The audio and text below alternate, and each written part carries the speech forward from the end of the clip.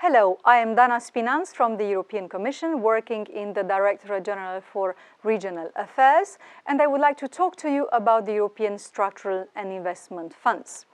The European Union has a major priority, which is to create more and better jobs and a socially inclusive society. These goals are at the core of the EU's agenda for growth and jobs, and the European Structural and Investment Funds aim to provide support to deliver this strategy. The funds also have specific missions with regards to achieving economic, social and territorial cohesion in the EU and reducing disparities between the levels of development of its various regions. The structural and investment funds make up one of the largest items of the budget of the European Union. In fact, over half of EU funding, which is 453 billion euros, is channeled through these funds, which are jointly managed by the European Commission and the EU countries through so-called shared management. The European Structural and Investment Funds mainly focus on 5 areas, which are research and innovation, digital technologies, supporting the low-carbon economy, sustainable management of natural resources, and support to small businesses. And 5 specific funds are part of these European Structural and Investment Funds.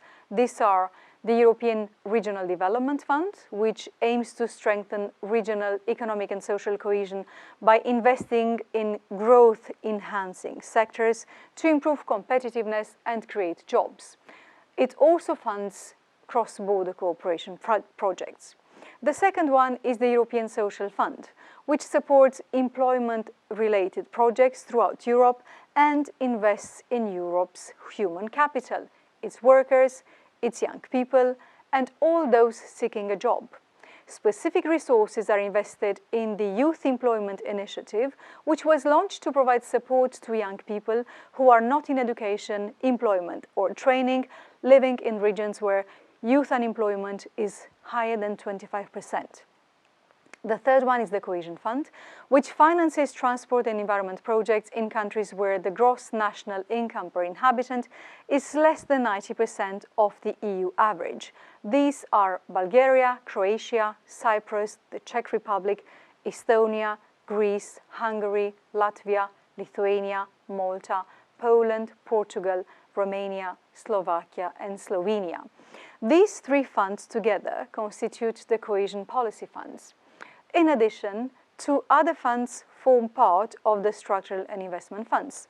These are the European Agricultural Fund for Rural Development, which focuses on the particular challenges facing the EU's rural areas, and the European Maritime and Fisheries Fund, which helps fishermen to adopt sustainable fishing practices. It also helps coastal communities to diversify their economies, improving the quality of life along European coasts. Now let's look at how the funds are managed. All the funds are managed by the EU countries and the regions themselves by means of partnership agreements.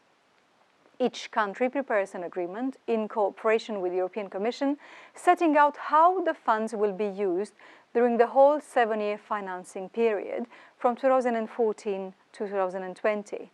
Partnership agreements are then translated into more specific investment programs, channeling the funding to the different regions, which then select projects in policy areas concerned, generally through public calls. The Commission then makes the funding available at the beginning of each year to allow the countries to start investing in projects. The expenditure is certified by the national authorities and is paid out by the Commission. The programs are constantly monitored to make sure that the money is spent according to the rules. This includes on-the-spot audits and checks by the Commission and the Member States. An important question is who benefits from the structural funds? Well, all EU regions benefit from these funds. The level of investments, though, reflects the development needs of the Member States. The poorer the regions or the Member States, the more money they receive. In cohesion policy, regions are split in 3 categories according to their gross domestic product. More developed regions, whose GDP per head is above 90% of the EU average, transition regions with the GDP per head between 75 and 90% of the EU average, and less developed regions whose GDP per head is below 75 of EU average. Depending on this, so on their GDP, the funds provide between 50 and 85% of the total funding of the project. The remaining funding comes from the public sources, from the national or regional level, or from private sources. Potential beneficiaries include enterprises, that is, in particular, small and medium-sized one, public bodies, universities, associations, NGOs, and voluntary organizations, which can all submit proposals for projects to be funded. Like that, hundreds of thousands of projects throughout the EU have benefited from investments through structural funds programs over the years.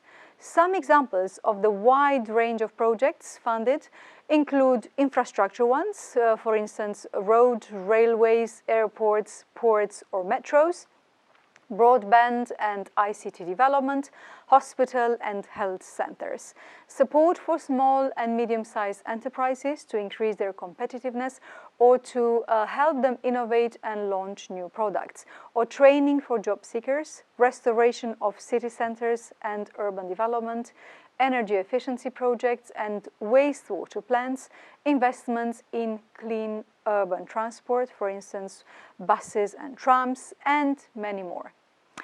Well, I hope this short introduction will help you navigate easier through this chapter, where you will look at the past, present, and future of the structural funds, and more specifically of cohesion policy.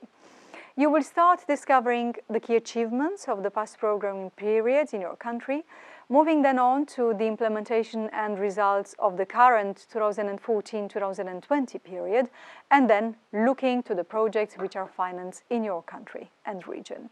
And you will be considering the challenges and trends for your regions in the coming years. Finally, in the last unit, you will yourself become actors of change, discovering the many ways in which you can yourself have an impact.